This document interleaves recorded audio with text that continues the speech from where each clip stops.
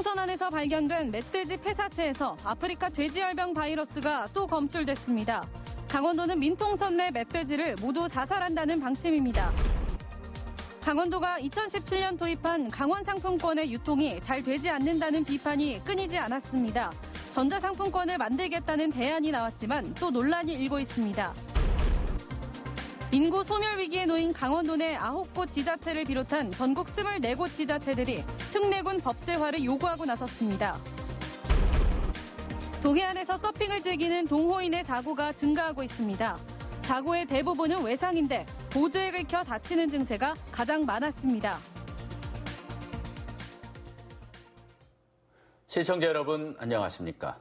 철원 민통선 안에서 발견된 멧돼지 폐사체에서 또다시 아프리카 돼지열병 바이러스가 검출됐습니다.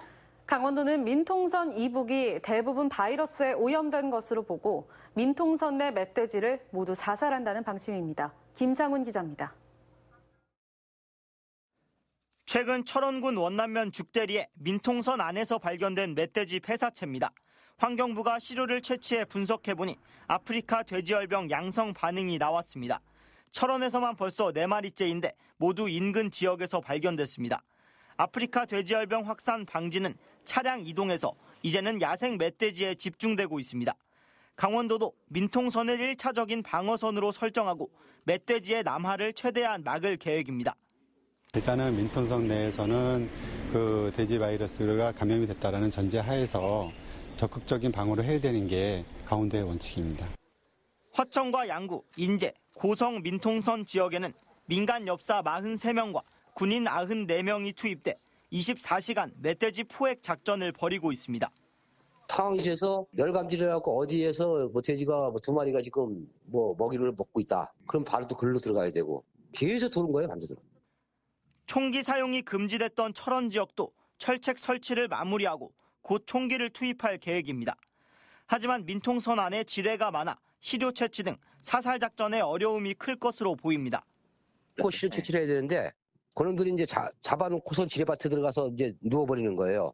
그러니까 시료 채취를 못해 해러 들어가지는 못하고. 민통선 안을 관리하는 군 당국도 비상입니다.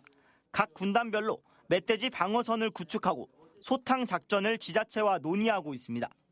저희가 지금 포획틀이나 이 덫을 놓는 위치 자체가 그 멧돼지 위주로 해서 그 지역을 선정하기 때문에 그 피해는 최소화할 수 있도록. 민통선 안에 설치될 포획 틀입니다. 이 틀은 최전방 군부대에 전달돼 군인들이 직접 야생 멧돼지가 다니는 길목마다 설치할 예정입니다. 하지만 최근 연천에서는 민통선 남쪽에서도 바이러스에 걸린 폐사체가 발견돼 접경 지역 전체에 걸쳐 멧돼지 포획을 강화해야 한다는 지적이 나오고 있습니다. MBC 뉴스 김상훈입니다. 강원도는 2017년 광역자치단체 중 처음으로 강원 상품권 사용을 시작했습니다. 하지만 유통이 잘 되지 않는다는 비판이 끊이지 않았습니다. 유통 활성화를 위해 전자상품권을 만들겠다는 대안을 내놨는데 검토가 더 필요하다는 평가를 받았습니다. 이재규 기자가 취재했습니다. 2017년부터 현재까지 3년 동안 발행된 강원 상품권은 830억 원어치. 이 중 720억 원의 상품권이 판매됐습니다. 아직도 110억 원 정도의 상품권이 남아 있습니다. 유통이 잘 안 된다는 비판이 꾸준히 나왔습니다. 실제로 시장상인들은 이 강원 상품권의 존재를 아예 모르거나 아니면 사용을 아주 거부를 하고 있어요. 현재 강원 상품권 사용 가능업소는 2만 5천 곳. 전체 가능업소 9만 곳의 27% 수준에 불과합니다. 이런 문제를 해결하기 위해 강원도가 내놓은 대안은 전자상품권. 하지만 개인이 상품권을 사고 싶은 매력을 주지 못하는 근본적인 한계가 여전하다는 비판이 나왔습니다. 얼마든지 내가 현금을 가지고 와서 물건 구입을 할 수 있는데도 불구하고 은행에 가서 상품권을 바꿔서 가서 산다는 거죠. 이것은 불필요한 유통의 관계를 한 단계 더 걸치게 되는 거죠. 전자상품권이든 종이 상품권이든 일선 시군 상품권과 중복된다는 비판도 여전했습니다. 발행 뒤 3년이 지났는데 제대로 된 성과 분석이 없는 것은 어떻게 설명할 것이냐며 성과 분석 뒤 사업을 추진해도 늦지 않다는 지적도 나왔습니다. 강원도는 내년에 강원 상품권 성과 분석을 하겠다고 답했습니다. 또 전자상품권을 만들 경우 휴대성이 크게 높아지고 발행 비용도 줄 것이라고 말했습니다.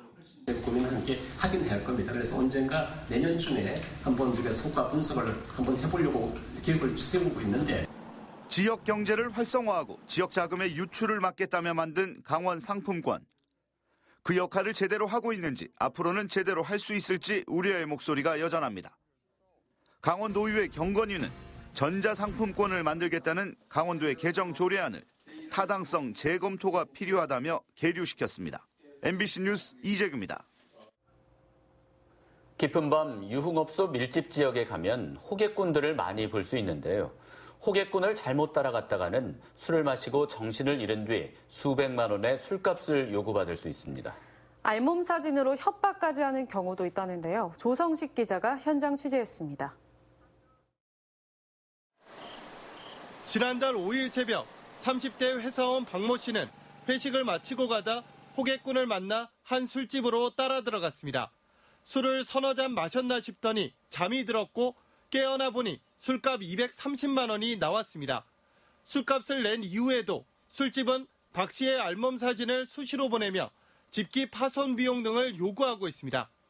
협박식으로 연락이 오더라고요. 했는데 저기 조금 내려앉은 거를 사진을 찍어가지고 제 나체 사진이랑 찍어가지고 처음에 보내왔거든요. 그 신고를 못하게 하려고 한 것 같아요.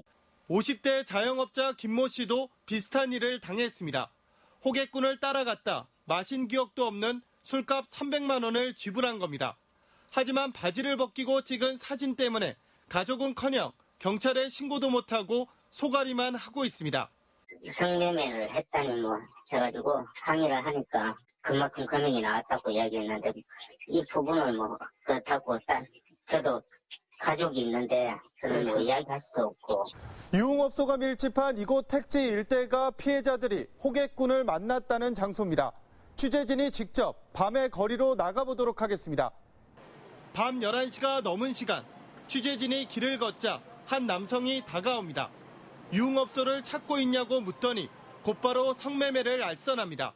맥주는 이제 풀로 드시는 거고 이제 아가씨하고 놀고 내 생각은요 두 분이면 40만이면 풀로 다 해요. 서로 술값이 싸다며 호객꾼 여러 명이 경쟁적으로 달려드는가 하면 차를 몰고 나타나 술집까지 태워주겠다며 끈질기게 따라붙기도 합니다.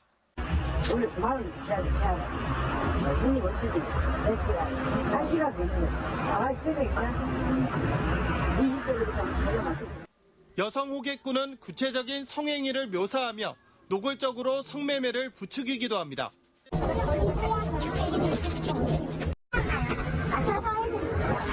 2시간여 동안 취재진이 만난 호객꾼만 10수명에 달했지만 경찰의 단속은 전혀 없었습니다.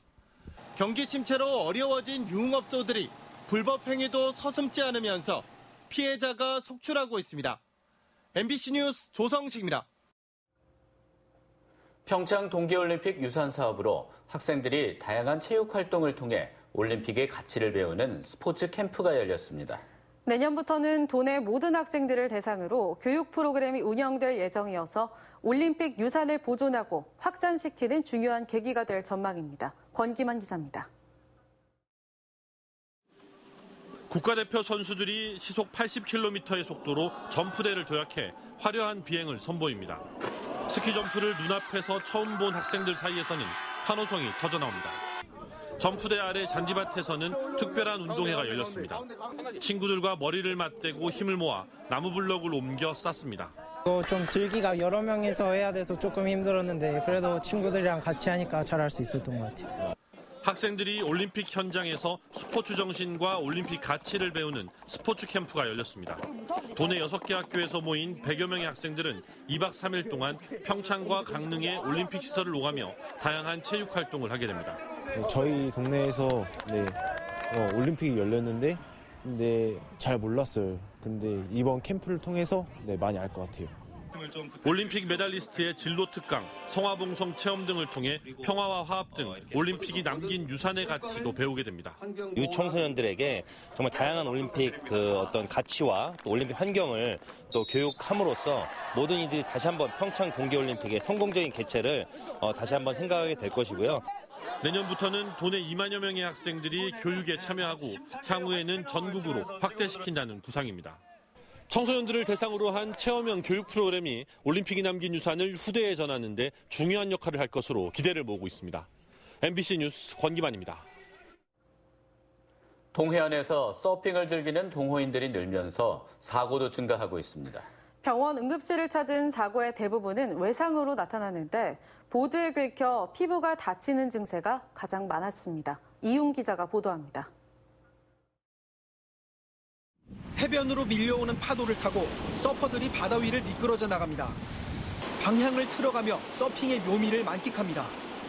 초보 서퍼들은 파도 위에서 아슬아슬하게 균형을 잡다가도 넘어지기 일쑤입니다. 아무래도 파도 잡는 것 자체가 좀 굉장히 어려워요. 그래서 계속 시도하고 연습하고 있는데 그래도 아직 비기너라서 좀 어려운 부분이 좀 많네요. 이제 서핑하면 강원 동해안을 떠올릴 정도로 동해안을 찾는 서핑 동호인들이 늘고 있습니다. 하지만 이와 함께 서핑을 하다가 다치는 사고도 증가하고 있습니다. 강릉 아산병원이 지난 2016년부터 올해 8월까지 서핑 사고로 응급실을 찾은 환자를 분석한 결과 2016년 월평균 5.6명에서 올해는 월평균 13.3명으로 2배 넘게 급증했습니다. 같은 기간 서핑 사고로 응급실을 방문한 환자는 375명으로 집계됐습니다. 사고 유형은 외상이 94%인 352명으로 가장 많았습니다. 외상 환자 가운데는 보드나 보드에 달린 핀에 긁혀 피부가 찢어진 증상이 39%로 가장 많았고 타박상 20%, 염좌 11%, 골절 10% 순 등으로 나타났습니다. 이 밖에 척수 손상 등 중증 환자도 3%를 차지했습니다.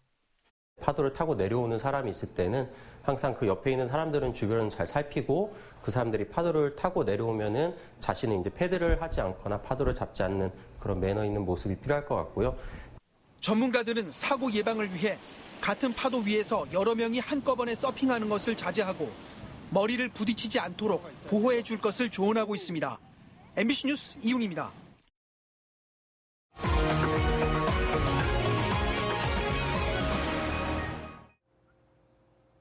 인구 소멸 위기에 놓인 강원도 농어촌 지자체를 비롯한 전국 24개의 군이 특례군 법제화를 요구하고 나섰습니다. 화천과 양구, 구성 등 도내 9개 군을 포함한 전국 24개 지자체는 오늘 충북 단양군청에서 특례군 법제화 추진협의회를 출범시키고 인구 3만 명 미만이나 인구 밀도 40명 미만인 군 지역을 특례군으로 지정해달라고 정부와 국회에 요청했습니다. 추진협의회는 앞으로 회원 지자체를 특례군으로 지정하는 조항을 지방자치법에 반영하기 위해 다각적인 노력을 기울일 계획입니다. 학령 인구 감소로 문을 닫는 도내 학교가 450곳이 넘는 것으로 나타났습니다. 이찬열 국회의원이 교육부로부터 제출받은 자료에 따르면 1982년 이래 폐교된 학교 수는 강원 458곳을 포함해 3,784곳인 것으로 확인됐습니다. 강원 지역은 전남, 경북, 경남에 이어 네 번째로 폐교 학교 수가 많았습니다. 이 의원은 폐교 학교 가운데 강원 36곳을 포함해 1,409곳이 활용되지 않고 있다며 폐교가 우범지대로 전락하지 않도록 적극적인 활용 계획을 마련해야 한다고 말했습니다. 강원도가 비양심 고액 체납자를 상대로 가택수색을 실시하기로 했습니다. 강원도와 시군 징수 업무 담당 공무원으로 구성된 강원도 광역 체납징수팀은 이달부터 고액 상습 체납자 중 재산을 숨기거나 납부를 기피하는 것으로 추정되는 체납자에 대해 가택수색을 실시한다고 밝혔습니다. 올해 상반기에는 상습 고액 체납자 7명의 집을 가택수색해 3,900만 원을 현장 징수하고 금반지 등 귀금속 16점을 압류했습니다. 지난달 강원도 내 고용률이 지난해 같은 기간에 비해서는 상승했으나 8월에 비해서는 소폭 하락한 것으로 나타났습니다. 강원지방통계지청에 따르면 9월 강원도 고용률은 65%로 지난해 같은 기간에 비해 1.7%포인트 상승했습니다. 그러나 지난 8월에 65.3%에 비해서는 0.3%포인트 하락했습니다.